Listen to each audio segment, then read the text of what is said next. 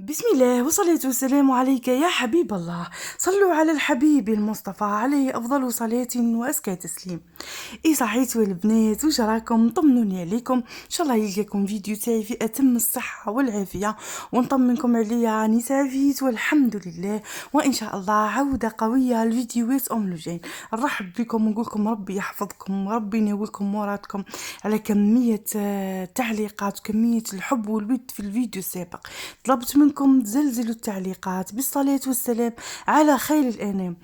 فجرتوها قريب 5000 تعليق، والله العظيم غير شوكيتوني، بكيتوني، فرحتوني، واحد الإحساس مختلط هكذا، واحد المشاعر مختلطة. نشكركم بزاف على الدعم ورفع المعنويات. إن شاء الله ربي يرزقني وإياكم سعادة الدارين، ربي إن شاء الله ما يكسر لنا خاطر وما هذيك، ربي يعطينا وش انا متمنين نكملوها من عندكم. جيتكم فيديو متنوع، روتين خفيف جدا صباحي، شويه نشاط هكذا، شويه ما روتين عادي يعني. في السيجور نظفته وفرجته، جبت لكم علب تعليميه رائعه يستفيدوا منها بزاف اصحاب التمهيدي والتحضيري اللي عندهم وليداتهم. جبت لكم ثاني الوصفات اللي طلبتوها بزاف، البوريك بالسلق والكريمه روعه، وصفه تستاهل وفهمكم. والحاجه اللي نعتذر منها يعني حشمينه منكم، قلت لكم ندير لكم وصفه السعال تطبيقي، والله وعلى ما اقول شهيد. صورتها يعني وكل شو بالمراحل ودرتها في البلاره. كي جيت نخدم المونتاج ما لقيتهاش، راسي حبس عباك ساعات يكتب لي شكيت واسمو يكتب لي راه بلا ما نتولاش نمحي برك سير، راحت غلطه هكذاك. حتى جيت نسترجعها يعني ما قدرتش، ما جاتنيش الصوره واضحه جدا. معليش غاليات، نعاود لكم باذن الرحمن، راني هنا معكم وعمري ما نبخلكم بحاجه جربتها واستفدت منها. راح نقولها لكم بصح بالفم، ليه؟ لانه بزاف راهم يستناو فيها، ما نقدرش نكسر بخاطرهم. نقولها لكم على السريع. واش درت البنات؟ احكمي نص كيس تاع زعتر، من افضل الزعتر البري يعني تاع الجبل، لما كاينش اي زعتر تلقيه عند العشاء بشري. الزعتر تاع الجبل يجي شويه حار، هو مفيد بزاف. نص كيس تاع زعتر هكذا، واسمو نظن باللي في بلادنا كامل نقولوا له الزعتر، في الجزائر كامل نص كيس تاع زعتر. درت له كيس كومبلي تاع سكر، كيس سكر ليه راح نخدمو سيرو. كيس تاع سكر، نص كيس تاع زعتر، عود تاع قرفه، 3 اعواد تاع قرنفل. ديما نقول لكم الطيب تقولوا لي واش هو الطيب، لا قرنفل 3 اعواد قرنفل، عود تاع قرفه، كيس تاع سكر، نص كيس تاع زعتر، وكيس تاع ماء. ديريهم كامل في طاوه وخلطيهم. لازم تذوبي السكر باش ماشي كي تجي طيبي السيرو تاعك تلقيه من تحت تكرمل. نقصي الغاز مره وخليه وحسبي له 20 دقيقه بالتمام والكمال. بعد 20 دقيقه طفي له، تلقاه يرجع سيرو وعقد. نار شني نار خفيفه، ماشي تقوي له الغاز يتحرق يولي كراميل وتقولي لي واش هي هذه الوصفه. خسر شو كيما قلت لكم. نقصي له نار مليحه باك، مين يقصى بزاف، مين 20 دقيقه تلقاي هذاك الكيس تاع الماء رجع سيرو خاطر.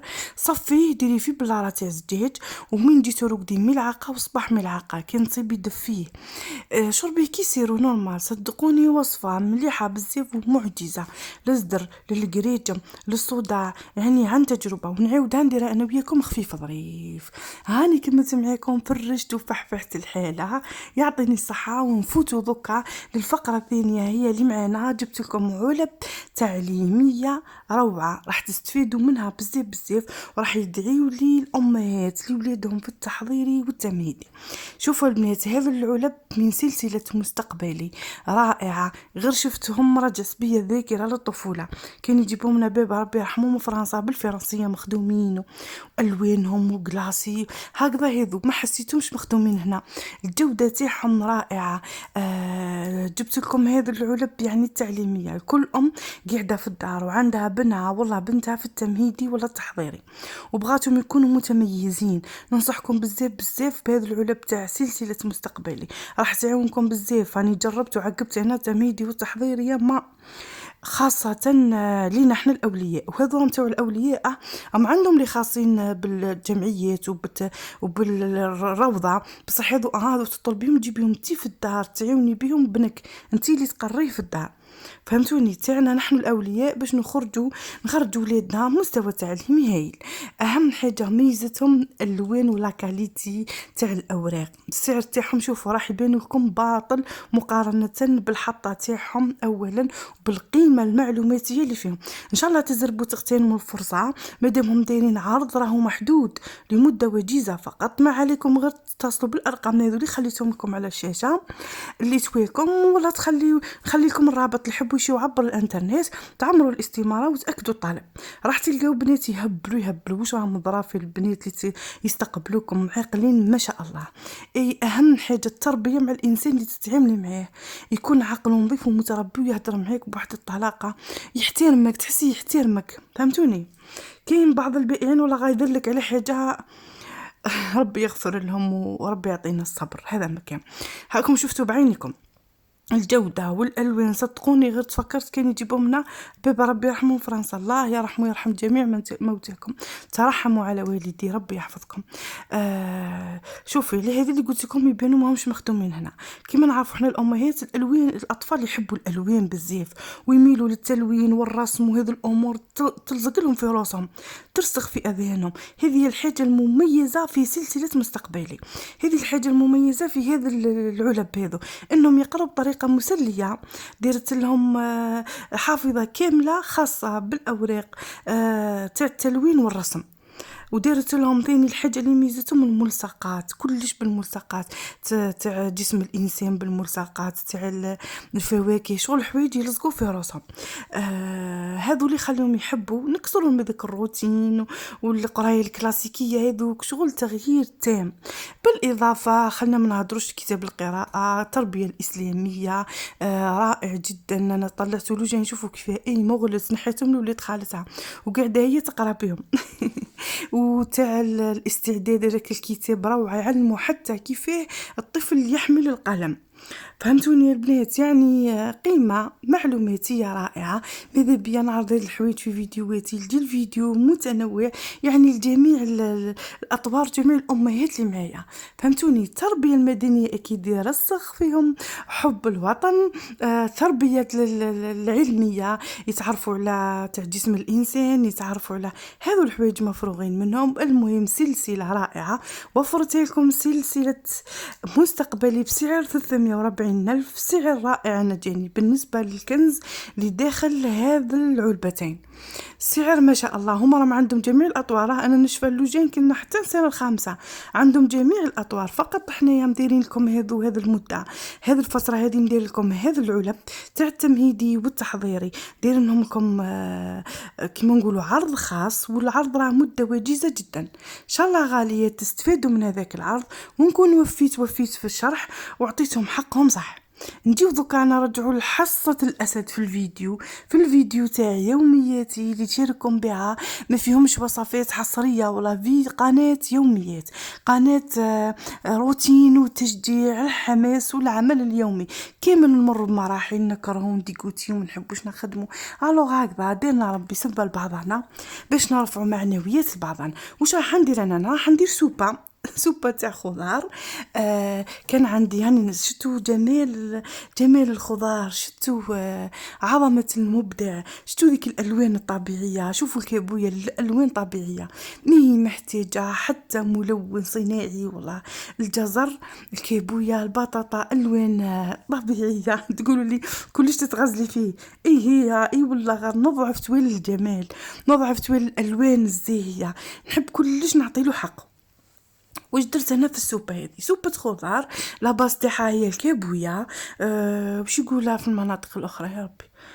كل وحده تقولنا كيفاش يسميو الكابويه. القرع الأحمر يعني فكرتوا باللغة. شوفي أي خضرة عندك، درت لنا طرف تاع كابوية، درت الجزر، البطاطا، وش درت الأخرى، حبة فلفل، البصلة والثوم، وشوي كركم، فلفل لك حلو، سكرت عليها طيب مرقتها. اسمحوا لي اعتذر، جاتني العطسة وراحت. شتو كي تروح العطسة كيف تضحك منك لاكريز، يعودني فكت بغيت نصليه، اعتذر غاليات. دوكا نجيو نديرو وصفات تاع اللي نعت لكم مع الخضار. الاول السلق، بوريك بالسلق، صدقوني البنات لذيذ جدا جدا، مستحيل راح يفارقك ان شاء الله في طاولة الشهر الكريم.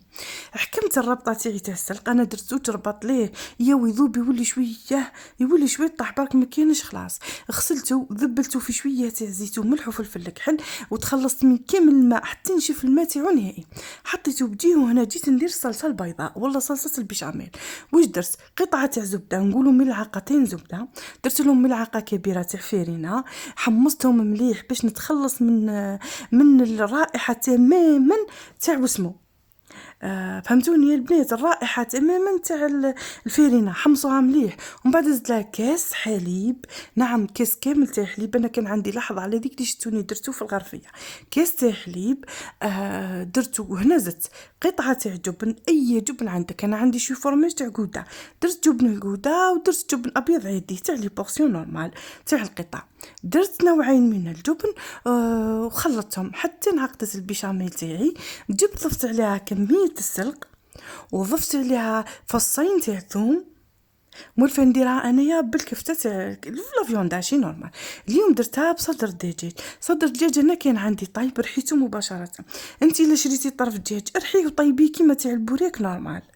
وضيفيه على السلق وعلى صلصه البيشاميل، وحركي حتى ينشفوا، يتخلطوا المكونات مع بعضهم، وحطيهم بجنب يبردوا. اكيد قبل ما تبدي ديريهم في ورق الديول تاعك، لازم يبردوا. اصلا تجيك الخدمه سهله. وكيما نقولوا ما يتنداولكش الورق تاع البوريك تاعك، ما يتقطعولكش. تبداي تهزي بالقطعه وتحطي في الورق. بوريك لذيذ جدا، كريمي، سايح من الداخل، مليح مليح. كي نقول لكم بنين. جربوا ان شاء الله. كش ما مازلتوا صايمين هاد الايامات، واللي ما صامتش راني نجي نهاوشكم. خلاص بديو يطولوا النهارات والحق رمضان. اللهم بلغنا الشهر يا رب، وحنا في اتم الصحه والعافيه، ونصوموا ان شاء الله على اكمل وجه، ونواصلوا معنا يوميات. هذا رمضان الرابع اللي معاكم، لا عيشني ربي كنت من الاحياء. لا عشت معاكم هذا رمضان، عندنا 4 سنين احنا مع بعضنا في القناه. ربي يطول الاعمار، ربي ان شاء الله يكبرنا في طاعته يا رب. ملي كنت في الثلاثينات دوك راني معاكم في الاربعينات في القناه. ربي يحفظكم ويخليكم ليا. غاليتي واش درت؟ نعدت لكم على الاول كيفاش تحطي بالملعقه فقط، ومن بعد درتها في بوشادو، يعني لجل النظافه وعلى جل النظام. واسمه والحشو جاي كريمي، تساعدك بزاف لا بوشادو. درتو السيكار، زدت قطعه جبن اختياريه وفيه هو الفراميجه 29 كانوا كميات قليله مع البيشاميل. زيدي قطعه الجبن هذاك وخدمي كيما تحبي. درت انا نص شكل مستطيل، ونص هذو شكل تاع الصامصه تاعنا المثلثات العاديه. نقليهم عادي. البوريك تاعنا الحشو تاعو طايب تماما، غير يحمروا فقط ونتحصلوا على لون الدوغي. اللي يحبوا يديروهم في المقلاة الهوائيه اكيد يصلحوا. حبوا يديروا بوريك في الفرن ادهنوه مليح بشويه زيت وزبده ذايبين ودخلوه يتحمر. شوفوا شهيتكم في الجنه، صراحه لذيذ جدا. كي نقول لكم بنين مليح بزاف. صحه وانا غاليات. ونعتذر راني نكحكح واني ولا عطيس والحاله. انا نقول انا ارتحت، انا نهز التليفون وانا نولي نشكي لكم كي ندوز. هنا جاء وقت التقديم لعشاق تقديمات اللجين. احنا من والو نحطوا صحن متحوف. شوفوا انا واش درت انا يا اخي. عندنا غير البوريك، حكمت ببنسو، درت شويه هذاك الماء مايونيز، جبتها بالبنسو اللي ندهن به بصفار البيض. جبت هذيك لا مايونيز، درت بها هذاك لو تخيله كنت تشوفوا فيه يكسر، باسكو حطيت فيه هذو اللوحات الخاصه بالطعام. وزينت عندي بيضات تاع سمان، زينتهم قالوا لي مليح بزاف الانيمي. راني نطيب فيهم اللوجين هاد الايامات، وتعرفوا كي عاد صغير ما جات تاكلوا لي يعني نشرشمو برك وتاكلوا نورمال، ما ندير له والو. فهمتوني؟ هنا هذه لاصوب تاعنا وجدات حساء الخضار. في النهايه اللي تحب تزيد لها الكريمه، تحب تزيد لها مربع تاع الجبن، واش تحبي تضيفي لها. انا زدت لها شويه تاع لا كريم فريش في النهايه الخاصه بالطبخ، وميكسيناها وتحصلنا على اروع سوبه. اروع حساء خضار مع بوريك. كان واسمو يعني الغالب هو الخضار اليوم. شوفوا استعملنا كمية كبيرة من الخضار. ان شاء الله المقبلات على الزواج يستفيدوا من الوصفات الخفيفة، للأمهات نفرحوا بهم وليداتنا اللي ديما نقولكم احنا يا ربي ان شاء الله يطول في عمارنا برك ونكملوا الرسالة تاعنا. ولاد ربي امانتو راه عنده حكمة في كلش، ربي سبحانه راه عنده في حكمة في كلش. شتالك الحياة عنده فيها حكمة، شتا يديك عنده فيها حكمة. شوفي البنات انا درت خبز البيضه التركي، راني طيبته غدو نعتلكم، بصح راني دايره معكم يعني الوصفه انا البنيته. طيبته في النهار على ضربه وخليت هذا للعشاء. وصف خبز البيضه التركي راني درته معكم في رمضان ودي سخف وطبقته كامل. اكتبوا برك خبز البيضه تاع ام لجين راح يخرج لكم. وصفه خفيفه جدا. لا سوب تاعنا وجده نسيت ما زينتهاش بالكريمه، قلت خليها من الصحون مزينين بالطماطم وكومونبير يكونش فيه هذا اللي قلت ارتحت. نروح نكمل الزعتر اللي راه عندي. سيروا لاني مطيبته. هكذا البنات، استودعكم الله الذي لا تضيع ودائعه، دمتم وفيات والحمد لله حمدا كثيرا طيبا مباركا فيه. رغم التعب قدرت نوفي بالوصفات وبالمعلومات وبالوصفات تاع الصدر، وان شاء الله يا ربي في ميزان حسناتي، وربي يخليكم ليا وتوجور تدعيوا لي وواقفين معايا في كل وانا في كل حالاتي.